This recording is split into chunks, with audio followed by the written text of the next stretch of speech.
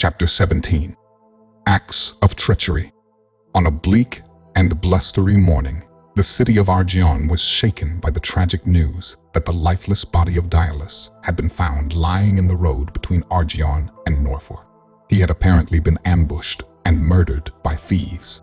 News of the death of the king's nephew devastated the kingdom, particularly those in the royal family. Following the burial ceremony, Adul sought the company of his best friend, Arlon. The two of them discussed the man who had taken Dialis's place as a knight of the army. "He is not a man to be trusted," Adul said, referring to the Nordrian expatriate named Silas. "Daxis seems to be quite fond of him," Arlon remarked.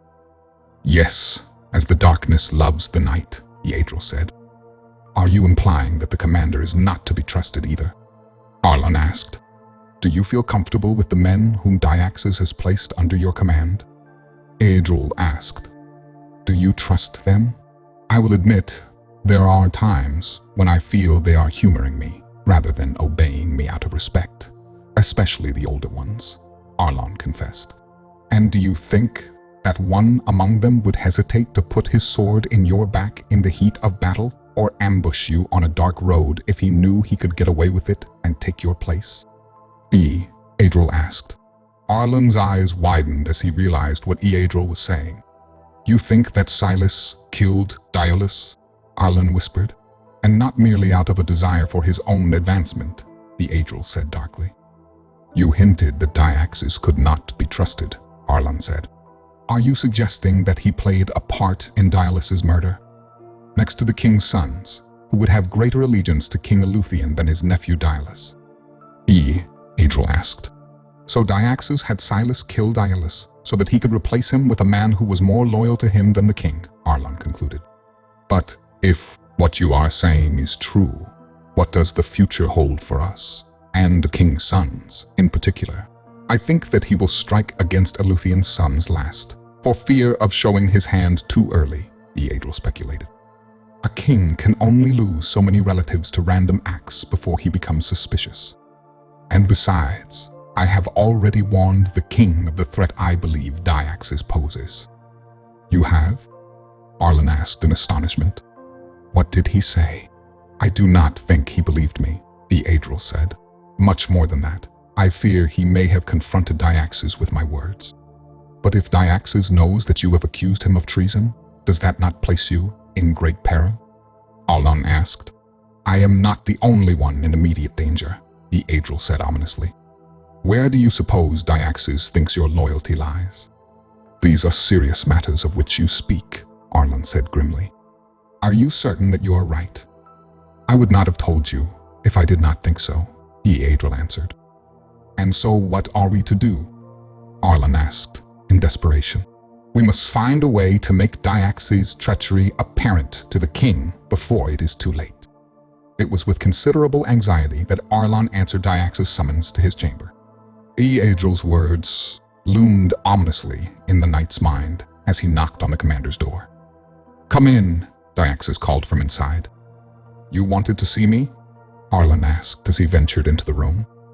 "Yes, please sit down," Daxis said as he gestured to a chair opposite him.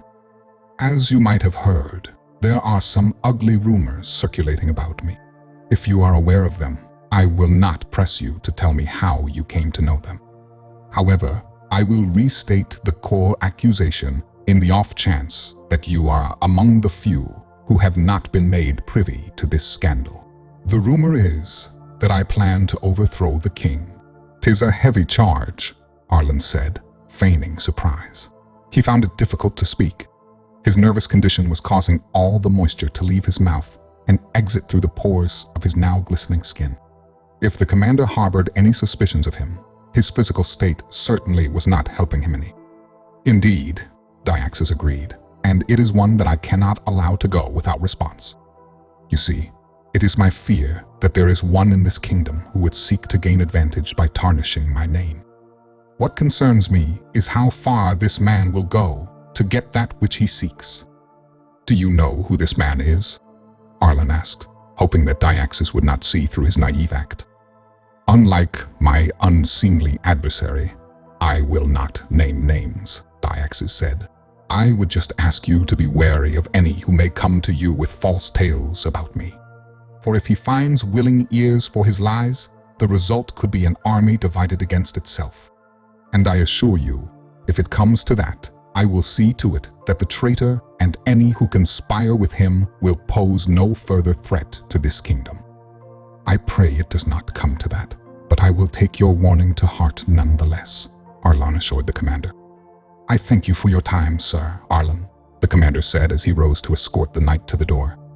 As Arlon was walking out, Daxis offered some parting words. There is just one more thing I would have you know.